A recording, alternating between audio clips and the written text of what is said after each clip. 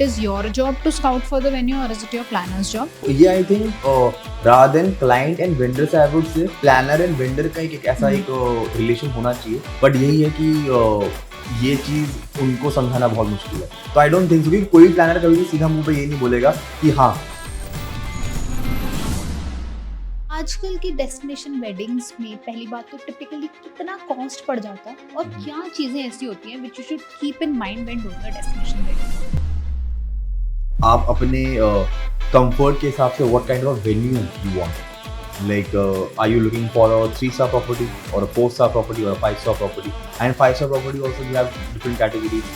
I mean, Holiday Inn is a 5-star property, but at the same time वहीं पर Hyatt is also 5-star property. But दोनों के rooms की जो differences है और उनको जो per plate cost है ज़मीन आसमान का फर्क है. को क्या क्राइटेरिया यूज करना चाहिए कोई भी वेंडर सेलेक्ट करते हैं? कोई वेंडर सेलेक्ट करने के लिए तो उसमें सबसे पहले I would say their expertise and वो कितने समय से वो काम कर रहे हैं और लाइक उनका कम्युनिकेशन, उनका प्रोफेशनलिज्म क्या है. ठीक है, ऐसा तो नहीं कि वो आपको अभी कुछ बोल रहे हैं, आपको डिलीवरेबल्स कुछ और दे रहे हैं.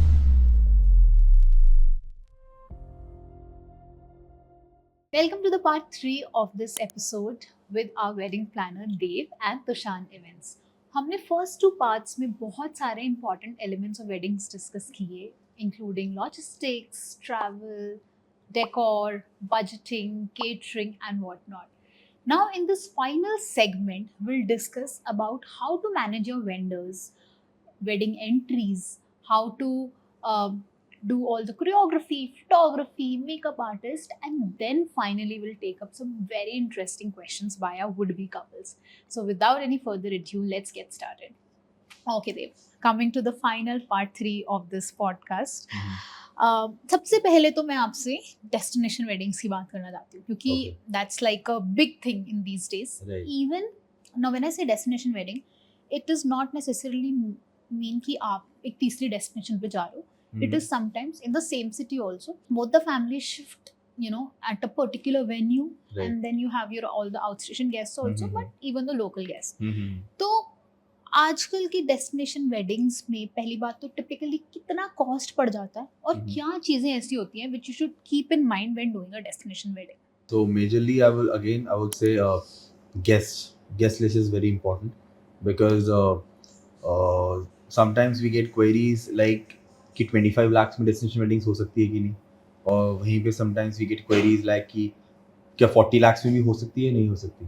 सो इट्स लाइक 25 लाख में अगर पर्सन इज सेइंग कि we have 250 guest, 300 guest and a destination wedding, so it's not possible because 25 lakh तो फिर उतने में तो मेरा वेन्यू, 2 दिन का, रूम्स 180 रूम्स, फूड, एवरीथिंग सब मेरा उसी में चला गया. बाकी चीज तो मेरी बची नहीं, मैं कुछ कर नहीं सकता हूँ, right. So I would say number of people are is very important.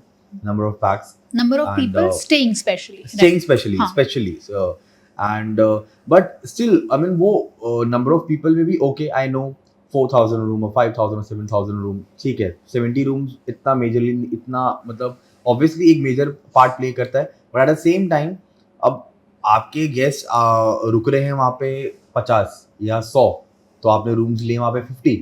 But ultimately now your guests locally मिला के बारे 500, तो तब भी आपका बजट बढ़ने वाला है. बिकॉज आप देखिए ना कि आप every function has a different kind of a menu.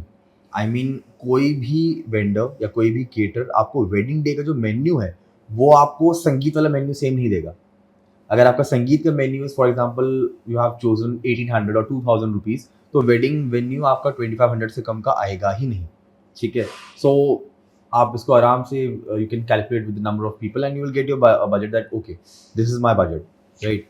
So in that case I would say number of people first and then आप अपने कंफर्ट के हिसाब से what kind of venue you want. Like, are you looking for a 3-star property or a 4-star property or a 5-star property? And 5-star property also we have different categories. I mean, Holiday Inn is a 5-star property, but at the same time वहीं पर Hyatt is also a 5-star property. But दोनों के rooms की जो differences है और उनको जो per plate cost है ज़मीन आसमान का फर्क. I mean, Holiday Inn में still you will get a 2500, 2800 plate, but Hyatt में it will be 3500, 5000 plate. तो एक चीज मुझे बताओ, आई think this comprises questions from all the different segments also, and overlapping with the vendor management also, कि is it like कि अगर आप खुद personally जाके कहीं venue पे बात करते हो, and I'll simply quote my wedding for example, या फिर जब आपका planner जाके बात करता है, तो पहली बात तो आपको कैसे करना चाहिए? मतलब it is your job to scout for the venue or is it your planner's job? That's question number 1. Okay. The question number 2 is जब आप खुद negotiate कर रहे हो, तो I think you try harder. But is it like कि आपका planner भी उतना हार्ड ट्राई करेगा आपके लिए वो नेगोशिएट करने का या नहीं? मतलब I just want to get insight about that. Now I'll talk about the destination wedding. I mean, not in the same city thing, but if I'm from Chandigarh and I need to plan my wedding in Mussoorie or Jaipur or XYZ place, आप खुद से बात करें कोई बात नहीं. वहाँ पे अगर आप प्लानर के थ्रू बात कर रहे हैं, so the thing is कि now if you're in the same city only, वहाँ पे yes it makes a difference. It's like मैं सेम सिटी का प्लानर हूँ, आप सेम सिटी में आप कर रहे हैं, तो उसमें मैं जाके बात करूँ, प्लानर जाके बात करे, भले मेरा उस वेन्यू से कितना भी अच्छा रिलेशन क्यों ना हो, कई बार कॉस्ट ऑलमोस्ट सेम आ जाता है, ठीक है, या कई बार मैं उन वेन्यूज के नाम या होटल्स के नाम नहीं लेना चाहूँगा, but still sometimes what they do is कि उन्होंने हमें XYZ कोट किया और उन्होंने क्लाइंट को उनके सामने जस्ट टू बी गुड उन्होंने बहुत हमसे कम कोट कर दिया.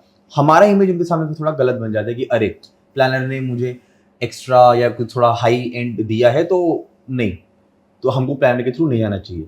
बट यहीं पे अब now if I talk about, अब मैं किसी और सिटी में if I am going to plan my wedding, वहाँ पे इट मेक्स अ डिफरेंस. आप उनसे बात करेंगे, वो आपको एक सर्टेन एक XYZ अमाउंट देंगे, बट अगर मैंने उस जगह पे काम किया हुआ है या as a planner also if I am approaching over there, so yes आपको वहाँ पे रेट्स में काफ़ी डिफरेंसेस दिखाई देंगे. एंड इनफैक्ट हम आपके लिए आपके लेवल पे हम बहुत सारी चीज़ें कि अगर वो चीज़ें नहीं कम भी नहीं हो रही हैं, तो उस सेम बजट में मैं आपको होटल्स और क्या एक्स्ट्रा दिलवा सकता हूँ, because there are certain things जिसके बारे में आप अवेयर नहीं है बट मैं अवेयर हूँ. मुझे पता है कि ओके ये सारी चीज़ें भी होती हैं, इसका इतना सर्टेन कॉस्ट लगेगा, चलो let's make a deal this that नहीं मेरा क्लाइंट इसके लिए एक्स्ट्रा पे नहीं करने वाला है, let's just make a package और आप इसी में ही डाल दें. सो इन दिस केस जो आपका पहला सवाल था कि क्या वेन्यू स्कॉटिंग आपको करनी चाहिए, हमें करनी चाहिए, I would say depends on person to person. I mean I would say जो अभी के लोग हैं, आज के लोग हैं, दे आर स्टिल लाइक कि ओके अगर मैं भोपाल से हूँ या मैं एक XYZ सिटी से हूँ और मुझे जयपुर में वेडिंग करना है, तो उसको पता है वो ऑनलाइन सर्च करेगा, देखेगा, उसके लिए मुश्किल है. वहीं पर वो प्लानर के थ्रू जाएगा तो एटलीस्ट वो थोड़ा उस पर अपना वो बिलीव और ट्रस्ट रख सकता है कि नहीं ये जो मुझे गाइड करेंगे सही करेंगे. Okay, on that note, ऐसा भी होता है कि एक तो आपने केस मेंशन कर दिया कि not just hotels, I think बहुत सारे वेंडर्स ये करते हैं कि क्लाइंट को अलग कोट करते हैं और प्लानर को अलग कोट करते हैं, तो उससे बहुत मिसकम्युनिकेशन हो जाती है. दूसरी चीज़ ये भी होता है, मतलब I have my experience personally and professionally both ways that planners also keep a cut. तो उसमें क्या होता है, I'm not talking about Toshan events of course, but I'm just talking generally. तो उससे क्या होता है, वहाँ पे भी डिफरेंस क्रिएट हो जाता है. Correct. तो what is and I'm not saying anything is right or wrong, but at that point लोग जो है ना, मतलब they are already in all the stress and काम के अंदर, तो it is like वहाँ से भी उनका ट्रस्ट उठता है. तो I mean, do you have any thoughts or comments about that? No, definitely. I mean, इसमें क्या होता है कि जब अगर मैं बहुत एक छोटी सी चीज़ का एक एलिमेंट, किसी भी एक एलिमेंट की बात करूँ, फॉर एग्जांपल ढोल वाला, तो ऐसे में मैंने ढोल वाले से बात किया और मैंने उनका एक कोड दिया और वहीं पे आपने ढोल पर्सन से आपने बात किया. अब जनरली माइंड में क्या बना हुआ है कि अरे मैं एक ढोल वाला का I am charging for example 2500 और 3000 रुपीज़. वहीं पे दे आर सेइंग कि अरे यार ये तो 1000 में भी आ जाएगा, ये तो 1500 में भी आ जाएगा, ये अपना कट रख रहा है. नहीं छोड़ो, इससे नहीं करवाते, हम अपने से करवाते हैं.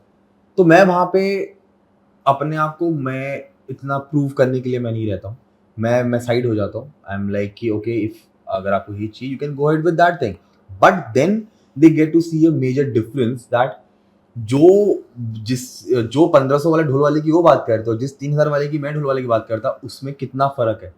I mean there are big dholi, Raja Dholi, Simran Dholi Delhi से, तो they charge a hefty amount, right. तो वो रीजन से करते हैं. बट हाँ यहाँ पे कई बार येस वेंडर्स ये चीज़ थोड़ा सा ऐसा कर देते हैं हमारे साथ कि उन्होंने हमें कुछ अमाउंट XYZ बोला और आपको बोल दिया, और वहाँ पे अगर गलती से अगर उनकी बात क्लाइंट से डायरेक्टली हो गई, क्योंकि कई बार स्टार्टिंग में हम ये कोशिश करते हैं कि अगर ये third person sees vendor and हम दोनों बात कर रहे हो, तो मैं सिर्फ रेट लिया और मैंने आपको दिया।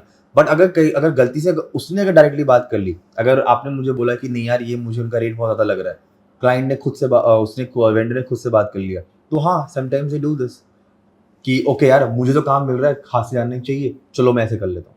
राइट, नहीं तो मेरा मतलब है कि क्या लोगों को planner sell specifically, because this will definitely happen कि अगर फोटोग्राफर्स हैं या मेकअप आर्टिस्ट है तो प्लानर बहुत बार पिक्चर में नहीं होगा, मतलब जब आप काम करोगे तो बहुत बार आप प्लानर से ब्राइड अकेले ही काम कर रही है ना, बात कर रही है, तब बात तो होगी।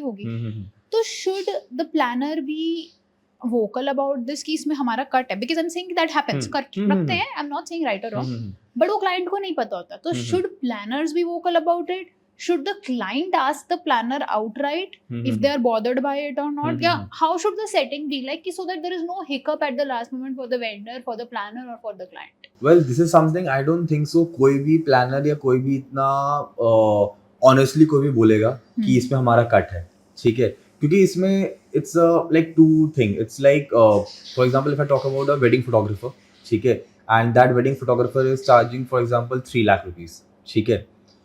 अब यहाँ पे ये सिर्फ एक अंदर की बात है जो मैं बताना चाहूँगा, वो ये है कि ऐसा नहीं है कि अगर मैंने उस फोटोग्राफर को अगर मैंने रिकमेंड किया है तो मैं वो 3 का 3.5 और 3.2 बता रहा हूँ, नहीं, मैं भी 3 बता रहा हूँ, और अगर वो कल को उस क्लाइंट को उस फोटोग्राफर का काम अच्छा लगा और उसे पर्सनली भी बात कर रहा है तो वो उसको 280 बताएगा, नहीं, वो क्यों चाहेगा? वेंडर या वो फोटोग्राफर भी ये चाहेगा कि यार जो मेरा एक एक्सपर्टीज है या जो मेरी मेहनत है, जो मेरा एक मार्केट मेरा एक है मेरे काम का, मैं वही चीज में चार्ज करूंगा। It is a relation between me and that photographer, कि मैं उनको कितने समय से जानता हूँ, कि वो हमारा एक मेरा घर, एक फैमिली से, एक फ्रेंड, एक रिलेशन है, दैट वो मेरे लिए वो मुझे अपने से देते हैं। इट्स नॉट लाइक कि मैं उनको बोल ही रहा हूँ कि आप जो अपना रख रहे हैं आप बढ़ा के दे। ये कई बार क्लाइंट्स को नहीं समझ में आता, उनको यही मिसकंसेप्शन है दैट एक वेडिंग मेकअप आर्टिस्ट या for example if you also, अगर आप अपनी कोरियोग्राफी में अगर आप you have made a budget for example and आपने उनको दिया है 50,000, ठीक है, तो ऐसा नहीं है कि अगर आपने मुझे 50 दिया है तो मैं आगे उसको 60 करके देने वाला हूँ, नहीं। अल्टीमेटली अगर मैंने सब कुछ बड़ा बड़ा के दे दिया तो फिर मैं काहे का प्लानर और मैंने उनके लिए क्या कम करके दिया, नहीं। आई वुड से it will be a relation between you and me, कि एक कर्टसी रखने के लिए कि ओ ये प्रोजेक्ट मुझे आपके थ्रू मिला है, हमें फ्यूचर में आगे भी काम करना है, तो दिस इज समथिंग कि मैं अब because you must be knowing about your work and about your margin, that okay मैं अपने काम में इतना सर्टेन मार्जिन मैं इस प्लानर को मैं दे सकती हूँ, तो वो आप खुद से करोगे। क्यों आप इसलिए करोगे? बिकॉज हमारा एक ये रिलेशन मेंटेन रहेगा कि यस एक प्रोजेक्ट साथ में किया है, अब फ्यूचर में 100 और करना है। तो ये I think rather than client and vendor से I would say planner and vendor का एक ऐसा एक रिलेशन होना चाहिए जहाँ से बट यही है कि ये चीज उनको समझाना बहुत मुश्किल है। तो आई डोंट थिंक सो कि कोई प्लानर कभी भी सीधा मुंह पे ये नहीं बोलेगा कि हाँ मैं ये XYZ फोटोग्राफर मैं आपको मेंशन कर रहा हूँ और इसमें मेरा कट है। आई don't think so. Okay, now coming specifically to vendors, what criteria should couple have when choosing vendors? Even if they're going through a planner, बहुत बार होता है कि प्लानर भी आपके सामने 3 ऑप्शन रखता है कि यार देखो ये 3 फोटोग्राफर हैं, ये 3 ढोली हैं, आपको क्या अच्छा लग रहा है? Because obviously you also would want कि सब फोटोग्राफर की अलग वाइब है, हर मेहंदी वाले की अलग वाइब है, कि क्लाइंट को क्या अच्छा लग रहा है। बिल्कुल। तो कपल्स को उस टाइम पे क्या डिसीजन फैक्टर क्या माइंड में रखना चाहिए when choosing a vendor? Okay, इसमें एक सबसे बड़ा जो मेजर रोल प्ले करता है वो ये करता है कि कहते हैं ना वहम का कोई इलाज नहीं है, तो वहम का कोई इलाज नहीं है, ठीक है। अब उन्होंने प्लानर ले लिया बट अब वो प्लानर पे अगर वो फुली ट्रस्ट नहीं कर पा रहे हैं तो then there is a problem, because यहाँ पे वेंडर चूज करना भी इज अ थिंग दैट अगर हमें डेस्टिनेशन वेडिंग का एग्जांपल लेके अगर हम बात करें तो वहाँ पे 2 चीज़ें होती हैं कॉस्ट सेव करने के लिए, या तो मैं लोकली एक वेंडर ले लूँ या तो फिर मैं बाहर से वेंडर बुलाऊँ। ये क्राइटेरिया अप्लाई होता है मेजरली 2 वेंडर्स पे, which is makeup artist and photographers. आपको दिल्ली का फोटोग्राफर अच्छा लगा है, ठीक है, अब आप उसको बुला रहे हो कहाँ पे? जयपुर बुला रहे हो। भले आप जयपुर से भी अच्छा आप ले सकते थे बट अब आपने दिल्ली से बुलाया, तो अब ऑटोमेटिकली अब उनका एक स्टे एंड ट्रैवल वाला खर्चा आपके लिए बढ़ गया, ठीक है। बट वहीं पे अगर आप लोकली करते तो शायद आपका सिर्फ वो एक एक्सपेंस आपका बच जाता। तो in this case sorry like what exactly आप क्या पूछ रहे थे, व्हाट वाज द क्वेश्चन? कि आपको क्या क्राइटेरिया यूज करना चाहिए कोई भी वेंडर सेलेक्ट करते वक्त? वो कोई वेंडर सेलेक्ट करने के लिए तो उसमें सबसे पहले I would say their expertise and वो कितने समय से वो काम कर रहे हैं और लाइक उनका कम्युनिकेशन, उनका प्रोफेशनलिज्म क्या है, ठीक है। ऐसा तो नहीं कि वो आपको अभी कुछ बोल रहे हैं, आपको डिलीवरेबल्स कुछ और दे रहे हैं। आप I would say please check their portfolios, please check their work, please check their client reviews, उनके टेस्टिमोनियल्स कि वो उनका काम कैसे क्या बोलता है। क्योंकि अल्टीमेटली अगर आप ये बोलते हैं कि आपको वेंडर प्लानर के थ्रू लेना है या अपने से लेना है, ये प्रॉब्लम हम हर बार फेस करते हैं, ठीक है। इसमें यस, अगर मुझे पता है कि मेरे क्लाइंट का बजट क्या है तो हम उनको उनके हिसाब से ही हम उनको वेंडर्स दे रहे हैं। कई बार ऐसा होता है, बट वही ना, वहम का कोई इलाज नहीं है। दे थिंक कि नहीं यार ये महंगा होगा, बट ऐसे में वो ये नहीं सोच रहे कि क्योंकि अभी मैंने आपसे बात करी तो मैं आपसे बात करके थोड़ा मैंने आपकी बॉडी लैंग्वेज को समझ लिया है, तो मुझे ये समझ में आ गया कि अच्छा आपकी टेस्ट के अकॉर्डिंग ये जाएगा। बट स्टिल आपको क्या लगेगा कि अच्छा नहीं यार ये मुझे ये वाला वेंडर दे रहा है, ये मुझे कर रहा है, आई थिंक सो नहीं, मैं अपने पापा को बोलती हूँ, मैं इनको बोलती हूँ, मैं उनको बोलती हूँ, लो हम लोग वैसे ट्राई करते हैं, क्या पता यही सेम चीज मुझे और कम में मिल जाए। तो उस चीज का लिटरली मेरे पास कोई इलाज नहीं है, ठीक है ना। क्योंकि अगर मैं आपके बजट को ध्यान में रखते हुए अगर मैं आपको वेंडर सजेस्ट कर रहा हूँ, उसके बावजूद भी अगर आपको मेरे पे ट्रस्ट नहीं है, अगर आप बाहर से अगर आप खुद से जाके सर्च कर रहे हैं तो उसमें तो नहीं, ऑफ कोर्स I वो cannot do तो anything. है। मतलब my question was more concentrated about how to choose, but I think you answered that well कि about the work, about the portfolio, about Exactly. the reviews. And I think I'd like to quote an example from my wedding कि जब मैं makeup artist ढूंढ रही थी तो there are so many makeup artists in Chandigarh, है ना। बिल्कुल और फोटोज देख के ढूंढना बहुत मुश्किल है क्योंकि सब कुछ आजकल एडिटिंग होती है तो एग्जैक्टली पता ही नहीं चलता। Right But so one is of course word of mouth is a big example, but at the same time आपके क्लाइंट रिव्यूज मैंने पढ़े और उसके अंदर I just for example I wanted a very natural look for my wedding makeup, तो मैंने हर review के अंदर कहीं ना वो वर्ड सर्च करने की कोशिश करी है वैसा similar word, and when I found that makeup artist जिसने ऑलमोस्ट, क्योंकि there will be some brides who share my vibe also right, तो वो जब मुझे सिमिलैरिटी दिखी, अच्छा हाँ इसमें भी नेचुरल लिखा है, ये भी बोल रही है कि इसका maybe she is the one, हाँ क्योंकि वो रिव्यूज से ना you get an idea because people kind of tend to write कि इसका काम ऐसा था वैसा था। मान लो कोई भी वेंडर है, आप प्लानर को भी मैं चूज कर रही हूँ, प्लानर ने 50 शादियां करी हैं, 50 में से 20 ने रिव्यू लिखा होगा, 20 में से 3 का रिव्यू तो कुछ सिमिलर लाइंस पे होगा ना, so you will get an idea वहां से भी कि if it is as per you or not. Absolutely So, Dev, how can you seamlessly coordinate amongst the vendors, and when should you ideally book your vendors? What's the ideal timeline? Okay, so firstly I will start with the seamless coordination. There should be one spokesperson, one coordinator, and it can be your planner, right? And majorly is two things. अगर आप अपने planner के through vendor कर रहे हैं या फिर अगर आप पर्सनली भी अगर आप वेंडर को बुक कर रहे हैं, आई थिंक कोई भी कम्युनिकेशन आधी नहीं होनी चाहिए। अगर उसमें 3 लोग हैं, all should sit and talk. ऐसा नहीं है कि हाँ मेरे प्लानर वेंडर ने बात कर लिया, क्लाइंट को पता ही नहीं है कि क्या होने वाला है और उसको सरप्राइज ही मिल रहा है वेडिंग डे, या सिर्फ प्लानर या फिर सिर्फ क्लाइंट और वेंडर ने बात किया हुआ है, प्लानर को कुछ नहीं पता। क्योंकि ये हमारे साथ बहुत बार हुआ है कि अरे ये तो हमारे घर का वेंडर है जी, हमारे और भी शादी करे हुए हैं, आप इनसे काम करवा लीजिए, उसने हमको ये प्रॉमिस किया था। अब बाद में हमको ये सुनने को मिलता है कि नहीं, ये हमारे बीच में ये बात हुई थी, आपको नहीं पता। मुझे इसलिए नहीं पता बिकॉज आपने मुझे उस कम्युनिकेशन में रखा नहीं, उस लूप में नहीं रखा। अगर मुझे उस लूप में रखा होता तो मुझे पता होता कि आपने क्या बात करी है और मुझे उससे क्या करवाना है। मुझे जितना पता है मैं उसको उसी चीज के लिए उसको गाइड कर सकता हूँ या डांट सकता हूँ या मैं उस पर सर पे चढ़ के मैं ये काम करवा सकता हूँ, पर जिस चीज के बारे में मुझे नहीं पता वो मैं कैसे करवाऊंगा। तो आई थिंक वो कम्युनिकेशन गैप नहीं होना चाहिए, उस लूप में सबको रहना चाहिए, ठीक है। तो I think this is the only thing जिससे वो सीमलेस कोऑर्डिनेशन रहेगा। एंड सीमलेस कोऑर्डिनेशन के लिए आई थिंक जो मुझे लगता है वो बहुत इंपॉर्टेंट है वो ये भी है कि मीटिंग्स पहले होनी चाहिए। बातें तो हो ही रही हैं, एंड मीटिंग्स आई वुड से वेन्यू पे भी होनी चाहिए।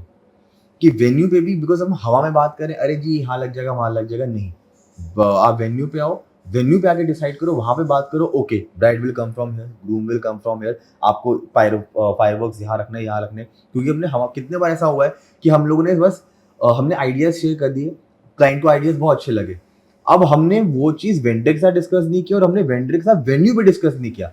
अब हम वेन्यू पे आके ये चीज़ हमको पता लग रहा है कि यहाँ पे आप फायरवर्क नहीं कर सकते, क्यों, यहाँ पे सिलेंडर लगाए जी, आग लग जाएगी, सब फट जाएंगे। अब तो इतना हमने जो इतना सुंदर प्लान बनाया था कि अरे हम ये चीज़ करेंगे, ऐसा होगा, वो सारा खराब हो गया। गलती किसकी है? आई थिंक ये as a planner, as a client, ये हमारी ही गलती है कि हम लोग टाइम पे वहाँ पे हम लोग नहीं गए, या हम लोग वेंडर को लेके वहाँ पे नहीं गए, वेन्यू पर्सन से भी हमने वहाँ पे डिस्कस नहीं किया कि आपके यहाँ पे क्या क्या चीज़ अलाउ है और हम क्या कर सकते हैं, क्या नहीं कर सकते। तो आई थिंक अगर ये सब चीज़ें एज अ प्लानर अगर हम ये सब पहले से डिस्कस करके रखें, तो आई थिंक लास्ट मोमेंट में या इवेंट वाले टाइम में ये प्रॉब्लम नहीं आएगी। तो आई थिंक सीमलेस कोऑर्डिनेशन के लिए तो आई वुड से this. And if I talk about कि इनको बुक कब करना चाहिए, तो इररिस्पेक्टिव टू अगर आप की नवंबर में वेडिंग है, आपने जैन में बुक किया है, या अगर आपकी वेडिंग मार्च फेब में है, आप अगस्त सितंबर में कर रहे हैं, आई वुड से अगर सबसे पहली चीज़ इज वेन्यू, आंख बंद करके देख के आपको जो अच्छा लग रहा है आपने वेन्यू कर लिया। वेन्यू के बाद अगर आपने वेन्यू प्लानर के थ्रू कराया है, ओके कोई बात नहीं, तो प्लानर आपके साथ साथ है तो आपको गाइड करता रहेगा। अगर आपने पहले वेन्यू बुक कर लिया और अब आप प्लानर के थ्रू अगर आप जा रहे हैं, तो आई वुड से with in after a month you should start booking all your vendors, because I don't think सो कोई भी वेंडर आपके लिए बैठेगा, क्योंकि अच्छे वेंडर्स छूट जाएंगे। क्योंकि अगर एज अ प्लानर अगर मैं आपको जो आइडियाज शेयर कर रहा हूँ, उसमें कई बार क्या होता है कि उन आइडियाज में I have my specific vendors, जो मुझे पता है कि ये चीज यही कर सकते हैं। अब आपको आइडिया अच्छा लग गया, ठीक है, बट अब आप मुझे अगर अपने शादी से 2 महीने पहले बता रहे हो, तो मेरा वेंडर तो 2 महीने तक नहीं बैठेगा ना। तो ऐसे में फिर हमको वहां पे कॉम्प्रोमाइज करनी पड़ती है चीजें कि नहीं ठीक है, अब आप ना अपनी शादी में ये चीज नहीं ये चीज करा लीजिए, तो वहां पे फिर थोड़ा सा प्रॉब्लम होता है। मतलब I think even when you are booking vendors by yourself तब भी होता है, अच्छे वेंडर्स तो हमेशा प्री बुक हो ही जाएंगे, बिल्कुल है ना। तो आई थिंक वो लोग लास्ट मोमेंट तक करते हैं, अरे ये तो मिल ही जाएगा, ये तो हो ही बिल्कुल जाएगा, ये तो बिल्कुल कर ही लेंगे, बट वो they don't realize when they come like just a month before या 2 मंथ बिफोर, इवन 15 डेज, कई बार तो लोग आते हैं 10 दिन बाद पहले कि 10 दिन बाद मेरी शादी है, तुम ये करा दो। बिल्कुल नहीं हो सकता, नहीं हो मतलब सकता। even if I want to, even if you're paying me extra, but I've hmm, already committed my time and my team's time to correct. somewhere, है ना। तो I think I agree to that. On that note, there are like specific vendors or even planners who hmm, help us coordinate wedding entries, हम्म, घोड़ी, हम्म, बारात, हम्म, विदाई, which seem like छोटी चीजें, exactly, mehndi वाला, right, है ना। तो but they are very important part of hmm, every wedding, especially as per the Indian tradition. Correct. तो उस पर आपके क्या थॉट्स हैं कि क्या ट्रेंडिंग है, क्या हो सकता है, how to manage that? Alright, so actually जो चीज़ आपने पूछी है, दिस इज समथिंग जो आज अगर आपने भी अपनी अगर वेडिंग ट्रेलर जब आपने बनाया होगा, तो आपके वेडिंग ट्रेलर में मेजर पार्ट यही कवर हुए होंगे। आपकी एंट्रीज, या आपके कुछ मेहंदी के शॉट्स, या आप जब हल्दी में आ रहे हो आपको हल्दी लग रही है, या आपका वरमाला और आपका फेरास, ठीक है। तो आई थिंक ये जो मेजर पार्ट्स हैं, ये बहुत ज़्यादा टाइम स्पैन नहीं इनका है, बहुत छोटा सा टाइम स्पैन है इनका, बट ये सब चीज़ें अगर सही तरीके से एग्जीक्यूट ना की जाए, तो ये चीज़ पूरी खराब हो जाती है। अब अगर आप कह रही हैं कि लेटेस्ट अभी ट्रेंड्स में क्या चल रहा है, लेटेस्ट क्या है, तो आई मीन अगर if I talk about haldi event, haldi में we have so many things. I mean bride coming on a ATV bike and groom उनके पीछे बैठे हुए हैं, right. या फिर she is riding a Vespa scooty and groom पीछे है, या ग्रूम वो रिक्शा चला रहे हैं एंड ब्राइड पीछे आ रही हैं उनके। और हमने एक वेडिंग हमने किया था जहाँ पे दे वांटेड कि उनके क्यूट अडोरेबल्स उनके they have shih tzu with them, so they want कि वो भी उस फंक्शन में रहे। सो वो लिटरली वो उनके 2 क्यूट से वो वहाँ पे आ गए एंड पूरा हल्दी फंक्शन उन्होंने टेक ओवर कर लिया। I mean with the entry and everything, I mean वो एंट्रीज में थे, इतना सुंदर सुंदर उनको ड्रेस बनाया हुआ है, ठीक है। तो ब्राइड एंड ग्रूम से ज़्यादा लोग उनको उन दो क्यूट बच्चों को देख रहे हैं एंड उसके बाद yes with all the colour bombs and entries. So I think this plays a major role. अब यहाँ पे आई डोंट नो, अगर आई थिंक कुछ टाइम पहले की बात है, कुछ ऐसे वीडियोस एंड रील्स वायरल हो रहे थे जहाँ पे ब्राइड इज क्राइंग, मेरा वो सॉन्ग प्ले नहीं हो रहा, वो सॉन्ग वहीं से प्ले होना चाहिए, ठीक है। तो अब आप मुझे एक बात बताओ, वो गाना 3 मिनट का है, ठीक है। अब पहले मैं वो गाने को 1.5 मिनट तक आगे लेके जाऊं, फिर मैं वहां से प्ले करूं, भाई पहले ही गाना एडिट करवा लो। तो ये बहुत छोटी सी चीज है, बट ये आपने नहीं सोचा। आपने सोचा मेरा भाई खड़ा होगा फोन लगाए कर देगा, नहीं यार। तो यही तो हम प्लानर का काम है, ठीक है, कि we have everything sorted and planned. आपको गाना क्या चाहिए, आपको यहाँ से अच्छा चाहिए, ओके ठीक है, हम इतना ही एडिटेड रखेंगे, फाइन। अब हमारी टीम क्या करेंगी कि ओके ब्राइड इज कमिंग, तो one person is with the bride और विद द ग्रूम, ओके ये अभी आ रहे हैं, फायरवर्क्स चलवा दो, अभी ये आ रहे हैं, आप कलर एंट्रीज, आप ये स्पेशल इफेक्ट्स है, अभी आप ये चलवा दीजिए। And at the same time वहां पे हमारे जो साउंड में जो हमारे पर्सन है वो सही टाइम में साउंड प्ले होना चाहिए। ये 5 मिनट का खेल है, पर इस 5 मिनट के खेल में साउंड बाद में प्ले हुआ या कुछ टेक्निकल ग्लिच आया, कोई बात नहीं, 4 बार प्ले करा के चेक करवा लो। या फिर कितने बार ऐसा हुआ है कि एक मेजर चीज होने वाली है, एंट्री हो रही है, कोई मेजर पार्ट होने वाला है, फोटोग्राफर है वीडियोग्राफर नहीं है, या वीडियोग्राफर है फोटोग्राफर नहीं है, तो इसमें किसकी गलती है? अब क्योंकि अब इसमें गलती, अब क्योंकि देखो फोटोग्राफर को तो नहीं पता लग रहा ना कि अभी ब्राइड आने वाली है, तो अब कौन उसको वो बताएगा कि यार आओ एंट्री होने वाली है, इसको आपको कवर करना है। तो ये जो एक सीमलेस कोऑर्डिनेशन है हमारा एज अ टीम, और I think we as a planner, I think वो 2 दिन के लिए I think we have to work as a family with all other vendors also, कि फोटोग्राफर भी वहाँ पे टाइम पे रहे, मेरे SFX person, SFX is the term for the special effects, तो मेरे स्पेशल इफेक्ट्स पर्सन भी वहाँ पे टाइम पे है, मेरे कंसोल पर्सन भी वहाँ पे टाइम पे रहे, सो दैट वो सब चीजें एक टाइम पे हो, सही टाइम पे प्ले हुआ गाना, सही टाइम पे फोटोग्राफर है टू शूट दैट एंट्री, सही टाइम पे स्पेशल इफेक्ट्स हो रहे हैं, तब जाके आई वुड से कि ओके ये एक परफेक्ट एंट्री आई है। That's very beautiful, and I think only the person behind it can understand what goes into it. लोगों को अपनी Absolutely. शादी तक नहीं पता चलता कि, और जब वो मैसअप हो चुका होता है फिर मतलब there's no time right. to go back. But I think I'd like to move on to the last segment of the just before the audience questions, the last segment of our talk, which is about the upcoming planners. आपने Okay. इतना सारा insight mention किया about your journey, about wedding planning, Mhm. but what do you think a aspiring wedding planner should expect that the career trajectory looks like? क्या उसको expect करना चाहिए अपने इस प्रोफेशन में घुसने से पहले? ओके मैं तो सबसे पहले उनको ये बोलना चाहूँगा, प्लानर बनने से पहले मैं उनसे सिर्फ ये पूछूंगा कि अगर if you don't have certain you know character as a in terms of personality, if you don't have certain attributes in your yourself wedding planner क्या, आप इवेंट प्लानर भी मत बनो। मेजर सबसे most important thing is that how patient and calm you are. Patience. अगर and second thing is, अगर आप सुन नहीं सकते हो या अगर आप में ईगो प्रॉब्लम है, तो बॉस फिर आप मत बनो, प्लानर मत बनो, ठीक है।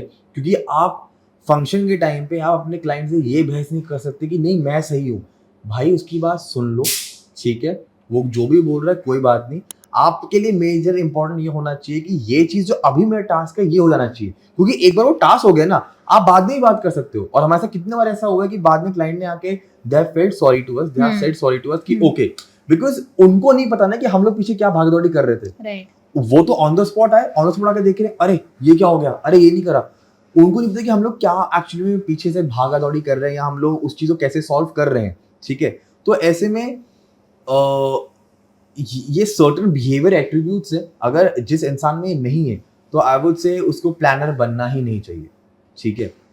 क्योंकि एज प्लानर्स उनके लिए चैलेंजेस जो आ सकते हैं, जो मुझे भी आए थे या फिर जो मैं आज भी फेस करता हूँ, वो ये है कि लिटरली आज भी हर घर में प्लानर बन चुका है। 10 साल पहले जब मैंने भी शुरुआत किया था in Chandigarh, it was such a new thing, event planner ये कुछ होता है, वेडिंग प्लानिंग पढ़ाई भी होती है, ओ हमें नहीं पता।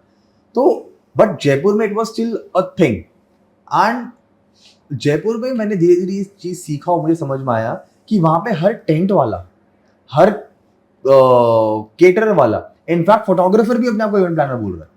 उन्होंने अपने कंपनी के बोर्ड के आगे लिखवाया हुआ है photographers and wedding events, and अलग से छोटू सामने लिखा कि अरे कोपचे में कि हम इवेंट प्लानिंग भी टाइम पास में हम लोग ये भी कर लेते हैं, ठीक है। तो क्यों? क्योंकि उनको ये लगता है कि क्योंकि मैं फोटोग्राफर हूँ, या क्योंकि मैं टेंट वाला हूँ, या क्योंकि मैं एक मेकअप आर्टिस्ट हूँ, तो मेरे 4 दोस्त तो हैं, मैं 4 वेडिंग्स में जाता हूँ, मेरे 4 ये वेंडर्स को मैं जानता हूँ, मैं भी प्लानर हूँ। भाई ऐसे नहीं होता, ठीक है ना।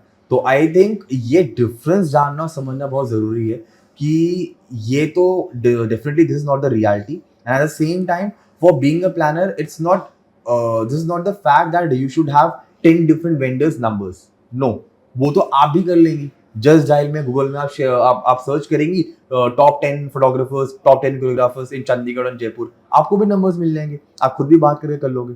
तो फिर ऐसे में वेडिंग प्लानर मेरा बनने का क्या मतलब हुआ? तो सबसे पहले तो ये इतना उस प्लानर को ये ध्यान रखना चाहिए कि क्या आपने वो एक मतलब जिसको मैं आई थिंक काउंट भी नहीं कर सकता हूँ, अगर if you Google top 10 most stressful job, wedding planner तीसरे चौथे नंबर पे. चाहे वो वेडिंग प्लानर हो, इवेंट प्लानर हो, वो तीसरे चौथे नंबर पे.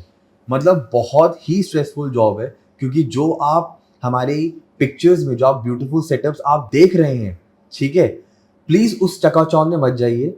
आपको वो दिख रहा है, बट उसके पीछे की जो मेहनत है, जो रात भर मैं अपने वेंडर के साथ जग के जो काम करवा रहा हूँ, अगर वो बहुत रियलिस्टिक अगर हम काम करवाने जाएं, 10-15 घंटे का काम होगा वो. पर 10-15 घंटे इतना हमारे पास टाइम कहाँ है? एक फंक्शन खत्म हुआ, दूसरा फंक्शन, तो मुझे वो चीज कम टाइम में करनी है, मैक्सिमम अपनी लेबर लगा के and beautifully.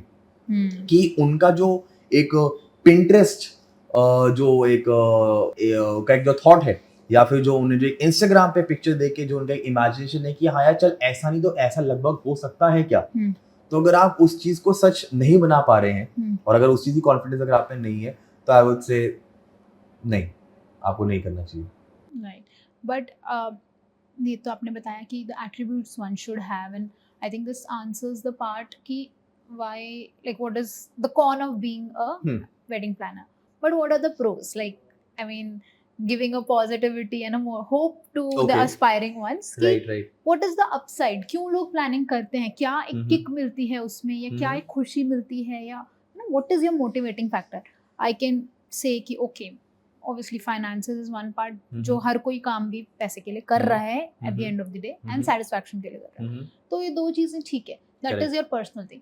But at the same time, there is a job that keeps you going. So what does that kick, and what is that thing that keeps you going in this profession? So majorly I would say, जो मैं अभी aspiring, जैसे आपने थोड़ी देर पहले पूछा था, जो aspiring प्लानर से भी जो सुनता हूँ, वो ये है that I think after certain movies, band बाजा बारात, ये जवानी है दीवानी, such movies, I think no one wants to do that 9 to 5 job. उनके लिए ये है, and COVID में तो बहुत ज़्यादा हो चुका था that work from home वाला thing. So I think बहुत से लोग ऐसे हैं जो दे आर हैप्पी कि हम 8 घंटे छोड़ो, हम 12 घंटा 15 घंटा काम करने को भी तैयार हैं, बट अगर हम वो एंजॉय कर रहे हैं, अगर हम बाहर हैं, लैपटॉप के सामने बैठ के नहीं करना, वो 15 घंटे तो फिर मेरे लिए मौत है. बट अगर मैं बाहर घूम रहा हूँ, मैं नए नए लोगों से मिल रहा हूँ, मैं नए कल्चर से मिल रहा हूँ, मैं ट्रैवल भी कर पा रहा हूँ, और मैं एक्सपीरियंसेस सुन पा रहा हूँ, बात कर पा रहा हूँ, तो आई वुड से वहाँ पे I think that is something जो मुझे या किसी भी जो भी जितने भी हमारे बडिंग या एस्पायरिंग हमारे प्लानर्स हैं, उनको यही किक मिलती है. बिकॉज मैं मेजरली सबसे यही सुनता हूँ कि sir we don't want to do the 9 to 5 job, ठीक है, and secondly we want to be our own boss. I mean भले मैं कम कमाऊँ या स्टार्टिंग में मैं इतना कोई मेजर ना कमाऊँ, but I think I will be satisfied with the fact that I am working for myself. मैं शायद किसी और के लिए नहीं कर रहा हूँ, मैं किसी और पे मेहनत लगाऊँ, इससे अच्छा मैं अपने पे लगाऊँ. एंड विद दिस एंड तीसरी किक आई वुड से, कुछ लोग होते हैं मेरे जैसे थोड़े पागल, उनमें ये कीड़ा होता है कि हमें को आप 24 घंटे से ज़्यादा आप घुमा लो, चला लो, हमें कोई प्रॉब्लम नहीं है, but we just love to be in the back picture, ठीक है, हमें फ्रंट साइड में नहीं आना. मतलब सेलिब्रिटीज कौन है, सेलिब्रिटीज चलो फ्रंट में आके, बट सेलिब्रिटीज को बना रहे हैं, उनके पीछे कौन है? आईफा अवार्ड इतना बड़ा इवेंट हो रहा है, पर उसके पीछे जो इतनी बड़ी टीम है जो उसको इतना सक्सेसफुल इवेंट बना रही है. तो बहुत से लोग ऐसे हैं जो कि सिर्फ वो चीज करके खुश हैं कि हम लोग सुबह शाम काम करने को तैयार है, बट हमको ये करके मजा आ रहा है. That's very beautiful. Okay, any last piece of advice that you would like to give the would-be couples? Well, humorously or I won't say sarcastically, but humorously if I'll say कि अगर आप लोग की अभी शादी होने वाली है, तो please Toshan is the name जो इस वक्त है मार्केट में, एंड आप and as our name itself it speaks. तो आई थिंक आपको कोई भी ज़रूरत हो, कुछ भी चीज़ आपको चाहिए हो, तो please you can reach to us any time any day. Because I would say if I talk about personally for myself, I am a people's planner.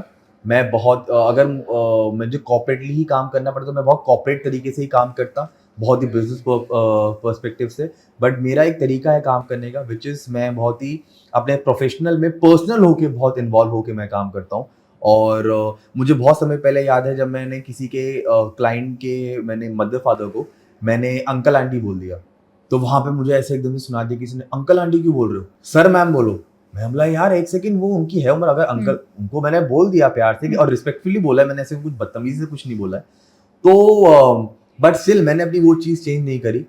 तो ऐसे में मैं अपने उन वुड बी कपल्स को मैं यही बोलूँगा कि स्ट्रेस फ्री रहे and definitely higher a professional help because you can not do everything by your self.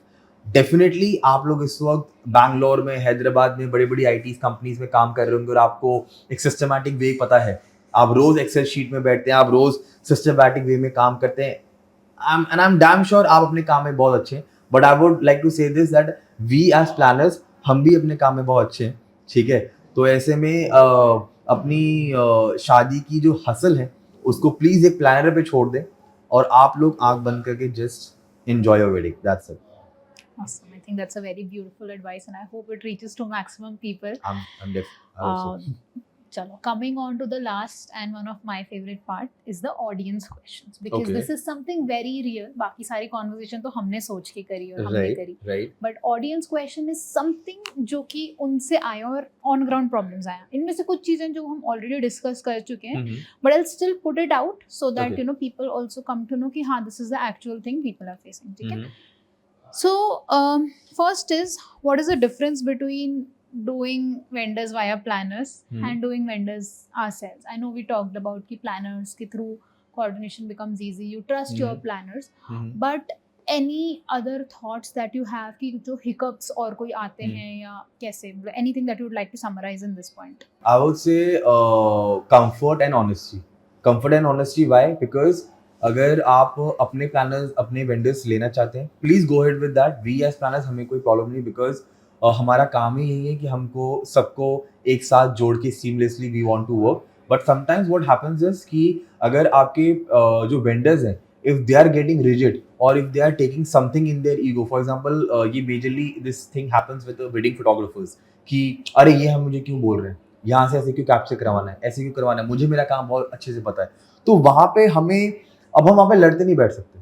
ठीक है, मैं अपने कामनेस को कितना भी मैं रखूँ बट स्टिल ये प्रॉब्लम आती है. तो वहीं पे अगर if you are going ahead with us and अगर आप हमारे वेंडर्स को अगर आप चूज करते हैं तो वो मेरे वेंडर्स मेरे लिए मेरी फैमिली है, वो मेरे फ्रेंड्स हैं एंड हमारा एक कंफर्ट है उनके साथ. तो ऐसे में हमारे लिए काम करना बड़ा इजी हो जाता है. मुझे पता है कि हाँ यार चल ये रील यहाँ से निकालिए. आजकल रील चीज इतनी ट्रेंडिंग हो चुकी है कि ओके एंट्रीज है तो they want certain shots reels के हिसाब से या कुछ चीजें. तो आई थिंक वहाँ ये मैं सिर्फ फोटोग्राफी पर्सपेक्टिव से बोल रहा हूँ, बट अगर मैं और भी पर्सपेक्टिव से बोलूँ, चाहे वो मेकअप आर्टिस्ट हो, चाहे वो और भी कोई डिफरेंट अगर आर्टिस्ट या वेंडर हो, तो अगर आप हमारे थ्रू जाएंगे तो आई थिंक वो कंफर्ट और एक ऑनेस्टी उनको मिलती है. Got it. But let's say if someone do, like that's the another question, that if someone go ahead and do the vendor by themselves, will you be able to coordinate with a planner? When I say you, I am referring to general planners, Okay. है ना? So will the planners be able to coordinate with them also seamlessly? Definitely I think we as planners हमारा काम ही यही है. हम किसी चीज़ को ना नहीं बोल रहे हैं. आई मीन बाकी it's up to you and your vendor, because आप उनको किस रेफरेंस से जानते हैं, कैसे जानते हैं, हमें नहीं पता. हाँ, अगर वो मार्केट में नोन नेम है, हम उनको जानते हैं, तो एक अलग बात है. फिर तो हमारे लिए ये हो कि हाँ हम जानते नहीं बट हमने साथ में कभी काम नहीं किया. But definitely we can. I think one of the insights that I'd like to add here is कि उसके अंदर चाहे प्लानर वेंडर के थ्रू आ रहा है, चाहे वेंडर प्लानर के थ्रू आ रहा है, वेंडर क्लाइंट के थ्रू आ रहा है, the hand holding that we discuss, ये तीन की मीटिंग बहुत इंपॉर्टेंट है. क्योंकि कभी कभी एज कोरियोग्राफर भी मेरे साथ होता है कि मैं क्लाइंट के साथ कनेक्टेड हूँ, लेकिन अब सडनली मेरे को इवेंट के टाइम पे प्लानर के साथ काम करना है. तो वो उसी टाइम पे इवेंट के टाइम में वो भी प्लानर भी अपने क्योस में, मैं भी अपने क्योस में हूँ, और हमारा हैंड होल्डिंग नहीं हुआ हुआ कुछ भी. तो हमारी मेरी क्लाइंट से कुछ और बात आई, उनकी क्लाइंट से कुछ और बात. तो इट इज वेरी इंपॉर्टेंट कि तीनों बैठ के एक कॉन्फ्रेंस कॉल कर लें, अगर और कुछ नहीं कि एटलीस्ट ठीक है ये एक्सपेक्टेशन है, ये है. And the other point that you mention कि थिंग्स आर इन रिटन कि हाँ ये ऐसे है, वो वैसे है, इसकी एक्सपेक्टेशन. तो आई थिंक वो एक्सपेक्टेशन मैनेजमेंट अगर पहले करी जाए तो it becomes very very easy for everyone. मतलब and won't blame any vendor or planner or the client, सब अपने अपने क्योर्स और उसके अंदर होते हैं, it's a pressurising job for everyone. तो I think this just helps coordinate everything very seamlessly even if you have a vendor outside the planners panel. Exactly, I mean ये शायद आप ही के इसमें जो आपने जो चीज़ आपने मेंशन की इनसाइड दैट की कि कैसे तीन लोगों को एक बात करना चाहिए. आई थिंक समवेयर दो वेंडर्स को भी साथ में काम करना है, आई थिंक उनको भी बात उनको भी बात करनी करनी चाहिए. फॉर चाहिए. एग्जांपल आपके केस में बहुत बार आपको you have to coordinate with the anchor. ठीक है, अब एंकर को पता नहीं कोरियोग्राफर कौन है, उसने वो बोलती कि अरे कोरियोग्राफर आई नहीं, इन्होंने हमसे ये शीट नहीं शेयर करी, अब मैंने नहीं बोला, अब एंकर ने किसी और का नाम बोल दिया, वहां पे कोरियोग्राफर पता कि नहीं नहीं इनका डांस नहीं, अभी किसी और का डांस है. तो ये सब चीजें आप लोग अगर साथ में बात करते पहले से पता होता कि अच्छा ये एंकर आने वाली है, ये चीज ऐसे होनी है, तो आई थिंक वो कोऑर्डिनेट चीज ही right. Definitely makes sense. Okay. Other thing is how to incorporate weather uncertainties. क्या बफर रख सकते हैं उसके लिए, मतलब ये जो वेदर अनसर्टेनिटी स्पेशली बारिश का जो होता है, राइट. तो व्हाट कैन यू डू? उसके लिए तो आई थिंक आई वुड से वही जैसे मैंने पहले भी मेंशन किया था कि वेन्यू जब आप देखें तो वेन्यू देखते वक्त प्लीज आई थिंक आपको ये चीज वहाँ पे चेक कर लेनी चाहिए कि एक ऐसा बैकअप प्लान, एक ऐसा backup area. So my second last question is just give me some tips on an intimate wedding और कैसे अपनी गेस्ट लिस्ट प्लान करो, क्योंकि ये बहुत बड़ा पंगा होता है कि गेस्ट बुरा ना मान जाए ना हो जाए. तो कैसे एक अच्छी इंटीमेट वेडिंग प्लान करनी चाहिए, क्या टिप्स है और कैसे गेस्ट लिस्ट बनानी चाहिए? आई थिंक आई वुड से जो अभी मैं एग्जांपल सेलिब्रिटीज वेडिंग्स का ही दूंगा, विराट, अनुष्का और दीपिका, रणवीर, इन्होंने बेस्ट चीज करी है. ठीक है, अपने एक्सपेंडिचर के हिसाब से जो इन्होंने किया, अच्छी जगह वेडिंग है, कोई बात नहीं, बट स्टिल इंटीमेट वेडिंग का मतलब ही यही है कि आप जो 50-60 people, I mean if I talk about forgetting the name of the cricketer, but जो आथिया शेट्टी, सुनील शेट्टी डॉटर, उन्होंने जिस से उनकी शादी हुई है, उन्होंने घर, right, KL Rahul, so KL Rahul and Athiya Shetty's wedding, उन्होंने अपनी शादी घर पे करी है. In fact Ranveer and Alia also, उन्होंने अपनी शादी घर पे करी है. ठीक है, तो ऐसे में इंटीमेट वेडिंग में कोई भी बुरा ना मान जाए, ये बहुत एक सर्टेनिटी आती है कि अच्छा हाँ इनको बुलाना है, इनको बुलाना. तो ऐसे में मैं फिर से यही मैं चीज मेंशन करना चाहूंगा, द गेस्ट लिस्ट, कि आप पहले अपनी गेस्ट लिस्ट जो आपके रिलेटिव, गेस्ट लिस्ट में सबसे पहले मेंशन है रिलेटिव, कजन्स, दूर वाले, पास वाले, सब कुछ करें.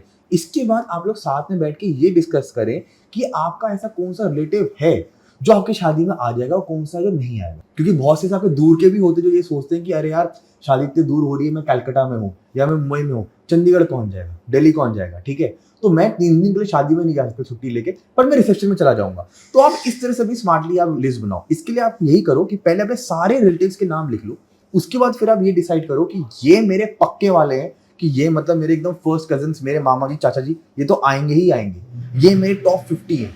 इन टॉप 15, टॉप 60 गेस्ट को लेके I can plan my this intimate wedding. And इसके अलावा जो मेरे बाकी रिलेटिव्स बचते हैं, जिनका हमको भी पहले से पता है कि ओके ये बुरा नहीं मानेंगे, उनको you can call them in your reception. I think on that note कभी-कभी होता है कि क्लोज नहीं है या इतने वो नहीं है, बट बुरा भी मानते हैं. मतलब आपको पता है कि शादियों में तो आपने प्लान एज अ वेंडर भी देखा होगा, एज अ प्लानर भी देखा होगा कि आपको भी आके लोग सुना देंगे, रिश्तेदार आके, होता ही होता है. तो आई थिंक कपल्स उस टाइम पे ना वही चीज़ वो डिसाइड करनी पड़ती है कि जो आपने रिसेप्शन वाला पॉइंट बोला कि okay you have a common function जिसमें आप बुला लो दुनिया को, and then you have the rest of the wedding as a close ceremony. That's one way. I think another way which can be, आपने शुरू में बोला था कि अपने बच्चों की खुशी, अपनी खुशी बहुत इंपॉर्टेंट है. हम constantly as Indian parents health से कि भी कॉन्स्टेंटली कि बोलो इसको बुरा लग जाए, उसको बुरा लग जाए, ये ना हो जाए, वो ना हो जाए, हम तो उसकी शादी में गए थे, उसको भी बुलाना पड़ेगा. तो वो मेंटालिटी से स्किप आउट करना आई थिंक बहुत इंपॉर्टेंट है कि if you really want that closeness, वो मस्ती, वो फन और वो सब टैंट्रम से दूर भागना है, तो आई थिंक बिकॉज़ ये जो एक मैं एक छोटा सा इंसिडेंट से शेयर करना चाहूंगा. ये लॉकडाउन की बात है और आई थिंक 2000 आई वुड से 21 अराउंड अप्रैल मई की बात होगी ये चीज. दो cousins, they both are in if I am not Canada. जो लड़की है शी इज डॉक्टर एंड लड़के का मुझे भी इतना एग्जैक्टली याद नहीं आ रहा. They both are cousins and उन लोगों ने शादी यहाँ इंडिया में आके करी, चंडीगढ़ में आके करी थी. एंड उनकी शादी में, and literally what a coincidence, it was Shifa, the name of the bride was Shifa. उसकी शादी और उसके भाई पारस की शादी में लिटरली 3 दिन का गैप था. तो उनकी शादी हुई है मोहाली क्लब में एंड शिपा की, एंड जो पारस की वेडिंग हुई थी वो हमने करी थी आईटीसी फॉर्च्यून में. तो ये तब की बात है जब हमको एकदम से ये न्यूज़ मिली थी कि एकदम से लॉकडाउन में नया एक रूल आया है कि वीकेंड में इट इज़ क्लोज एंड वो वाली चीज़। तो वहाँ पे मतलब वो भी मेरे लिए बहुत मेमोरेबल एक वेडिंग है because those people were so sweet. मतलब मैं बहुत मतलब मैं ऑनेस्टली मैं बोलूँगा जबकि वो बात है 2021 की, उससे पहले 7-8 सालों में मैंने बहुत वेडिंग्स करे, बट इतना फैमिली ट्रीटमेंट और इतना वो क्लोज़नेस हमारा किसी से नहीं हुआ। मतलब यू वोंट बिलीव कि जो बाराती थी वो कितने होंगे, बारात साइड कितने आए थे। बिकॉज़ जो लड़का था वो हैदराबाद से ही बिलॉन्ग्स एंड गिन के 8 लोग। गिन के, क्योंकि लॉकडाउन भी था एंड इतने लोग आए नहीं, सिर्फ उनके मम्मी पापा और उनकी उनकी बहन, उनके होने वाले पति, उनके फियांसे, तो गिन के 8 लोग आए थे एंड इतनी मतलब वो जो 2 दिन जो हमने मोहाली क्लब में जो वेडिंग रहा है, इतना खूबसूरत वो रहा है। कम लोग थे but we are also enjoying so much with them and then एकदम से साइमल्टेनियसली 3 दिन बाद फिर वही वेडिंग फॉर्च्यून में हमने सोलन में हमने वो वेडिंग करी थी। और वहाँ पे भी उनके जितने फंक्शंस हों, चाहे वो हम उनकी संगीत की बात करें, चाहे उनके परफॉर्मेंसेस हैं, चाहे वो एक बैंड परफॉर्मेंस वहाँ पे हुआ, मतलब we we enjoyed so much with them. उनको भी देख के लगा, उन्होंने खुद भी ये फील की कि हाँ हमने वो चीज़ एंजॉय करी है एंड उनको कहीं पे भी ये फील नहीं हुआ कि यस लॉकडाउन था या कुछ रिस्ट्रिक्शंस से हमारे कुछ गेस्ट आ पाए, कुछ गेस्ट नहीं आ पाए।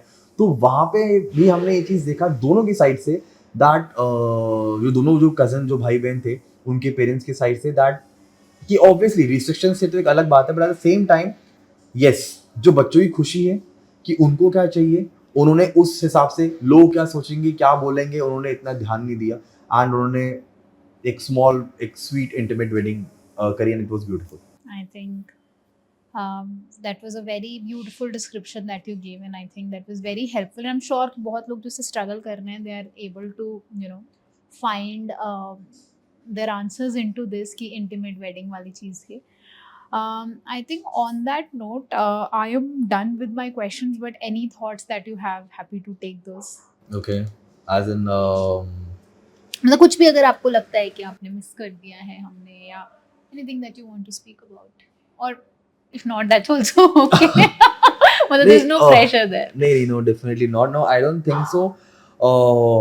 हमने कुछ मिस किया, I mean I would firstly I would like to say all like thanks to your questions because I feel कि आई होप कि जो भी ये पॉडकास्ट देखेंगे उनके लिए काफ़ी हेल्पफुल रहे because I think you have tried to conclude so many things in this and but मैं still बस मैं in the like at the end I would just like to add this thing only that like wedding planning is still in certain places it's new for them and or I would rather say कि it is for them they still think that it's expensive और हम planner नहीं कर सकते etc etc but उन सब के लिए लास्ट में मैं अभी भी वही सेम द जवाब देना चाहूँगा दोहराना चाहूँगा कि I think saving your time and being in the moment enjoying the moment is more important rather than कि लड़की के फादर इस चीज़ की टेंशन ले रहे हैं कि अरे ये चीज़ ऐसे हुआ कि नहीं हुआ, ठीक है। क्योंकि हमने लिटरली कितने बार हमने अपने आंखों के सामने भी हमने देखा है कि आई मीन जो ये सब चीज़ कर रहे हैं करवा रहे हैं वो ठीक से मेरे सामने टाइम से रेडी भी नहीं हो पा रहे। मतलब होता लड़की है, के हाँ मतलब बिल्कुल वो होता है. लड़की के फादर हों या उनके फादर हों वो लिटरली मेरे सामने भाग-भाग के they are getting ready and they are like कि अरे नहीं बेटा मेरे को बहुत टेंशन है वो। जबकि उनको पता है कि हम लोग हैं एंड हम लोग सारी चीज़ें बहुत स्मूथली कर रहे हैं। बट स्टिल वो एक होता है ना कि नहीं at the end they are parents after all he is a father तो उनके मन में वो एक रहता ही है वो चीज़ एक कि नहीं यार सब चीज़ अच्छे से हो। तो ऐसे में आई वुड से आई थिंक सब कुछ इस चीज़ में है बट स्टिल एक प्रोफेशनल हेल्प लेना इसमें कोई खराबी नहीं है, कोई परेशानी नहीं है। तो I think anyone should go ahead with a planner for sure. For sure, I will also definitely recommend that. And though I feel कि हमने बहुत सारी बातें करी, 3 पार्ट्स में करा है पॉडकास्ट, फिर भी बहुत सारे हाँ। एस्पेक्ट्स हैं जो हम अनकवर नहीं कर पाए. राइट एंड आई होप हम कभी इसका पार्ट 2 ऑफ दिस एपिसोड भी करें आई मीन कि surely yes because I'm sure a lot of people will have more follow-up questions, right more details that we can talk about. But on that note, I would like to conclude this episode with lots of advices, lots of tips, lot of guidance from Dave, Toshan, Evans. please go ahead and follow Toshan Events on Instagram. The link is in the description. Also, I would like to thank our partners, this Beige Cafe, which is based in Sector 5 Panchkula and Sector 7 Chandigarh, for giving us this beautiful venue. Our shoot and editing partner, Moving Miles, for having so much patience in shooting this and making this a success. And finally, please go ahead and follow Dancecapes by Srishti. It's a lovely experience for all of us to bring out this content for you so that it can help you in planning your wedding.